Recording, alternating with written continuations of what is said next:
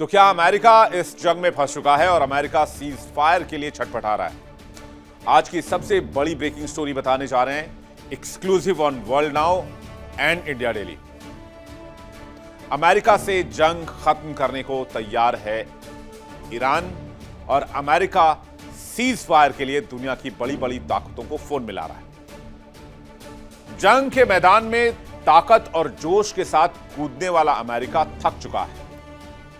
हथियारों की बरसात और अरबों डॉलर झोंकने के बाद 13 दिन की जंग में अमेरिका पस्त हो गया है और उसकी जबान पर एक ही शब्द है, cease fire, cease fire, cease fire. खबर है कि अमेरिकी राष्ट्रपति डोनाल्ड ट्रंप ने खुद रूस के राष्ट्रपति व्लादिमीर पुतिन को फोन किया और जंग रोकने की राह तलाशने की कोशिश की।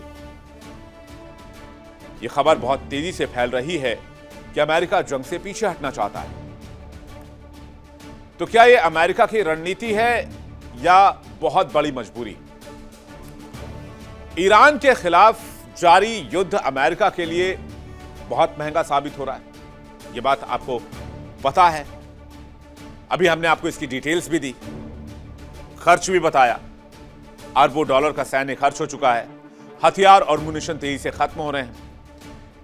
ट्रंप को पुतिन को ट्रंप ने फोन भी मिलाया, जंग रोकने पर बातचीत की, बैक चैनल डिप्लोमेसी तेज हो गई है। वॉशिंगटन की नई रणनीति सामने आ रही कि वो सीजफायर चाहते हैं। अब सीजफायर क्यों चाहते हैं? एक तो बढ़ता युद्ध का खर्च, जिसकी डिटेल मैंने आपको अभी दी। अंतर्राष्ट्रीय दबाव बहुत ज्यादा और कूटनीतिक संकट बहुत ज्यादा है, क्योंकि अमेरिका की वजह से पूरा मिडिल ईस्ट फंसा हुआ है। मिडिल ईस्ट के देश ये कह रहे हैं कि हमारी गलती क्या बस इतनी थी कि हमने आपसे दोस्ती की। अगर हमारा व्यापार मुक्त होता और हम अमेरिका के दबाव में नहीं होते, प्रेशर में नहीं होते, या हमारा आपसे रिलेशन नहीं होता, तो आज मिडिल ईस्ट नहीं फंसा होता। मिडिल ईस्ट मुक्त तौर पर पूरी दुनिया में व्यापार कर रहा होता। लेकिन ईरान ने पूरे मिडिल ईस्ट को घेर लिया सिर्फ अमेरिका की वजह से। तेल और बिजनेस पर बहुत इंपैक्ट हुआ। अब उनकी रोटी रोजी का सवाल है, उनका दाना पानी का सवाल है। मिडिल ईस्ट के देश क्या बेचते हैं पूरी दुनिया में? तेल और गैस। तेल और गैस कहां से निकलता है? स्ट्रेट ऑफ हॉर्मुज से। स्ट्रेट ऑफ हॉर्मुज बंद है तो उनका बिजनेस ठप, उनकी इकोनॉमी धराशायी। वो कह रहे हैं हमारी गलती बस इतनी कि हमने अमेरिका से दोस्ती की, अमेरिका के प्रेशर में हम रहे। अगर मिडिल ईस्ट मुक्त व्यापार करता, पूरी दुनिया के साथ व्यापार करता और सिर्फ अमेरिका के साथ बात में नहीं आता, तो शायद आज मिडिल ईस्ट को यह दिन नहीं देखना पड़ता।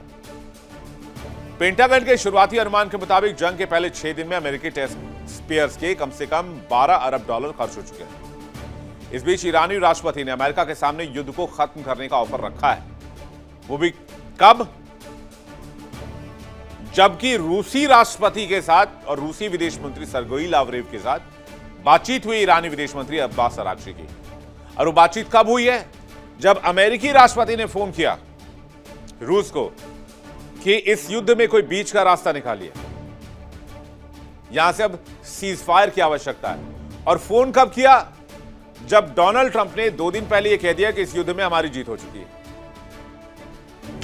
यानी एक तरफ वो अपनी मीडिया को बता रहे हैं कि हम जीत गए, दूसरी तरफ वो रूसी राष्ट्रपति को फोन कर रहे हैं और कह रहे हैं कि भाई युद्ध रुकवा दो।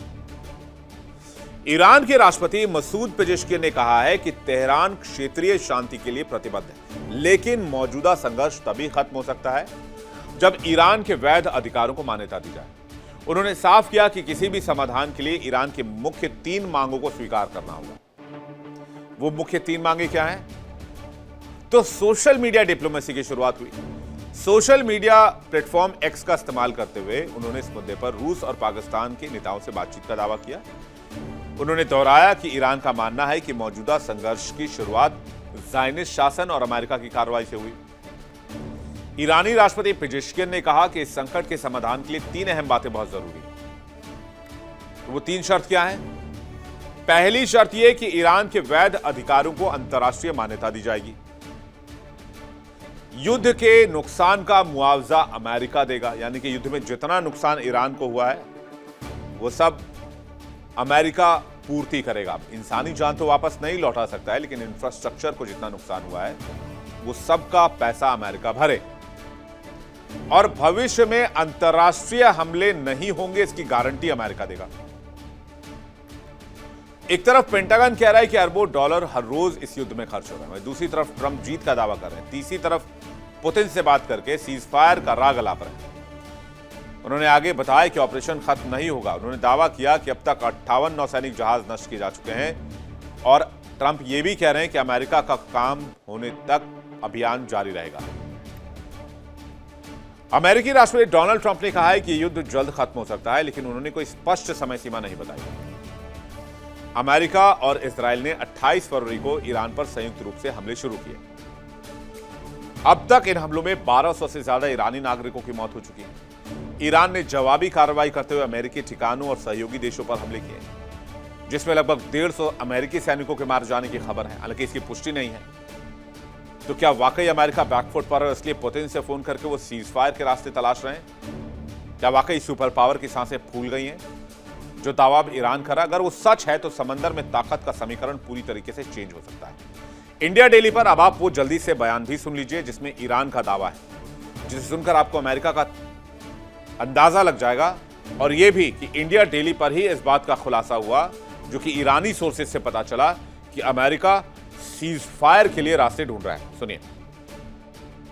कह रहा है ट्रंप के हम भेजेंगे और नेवी खत्म कर दी है।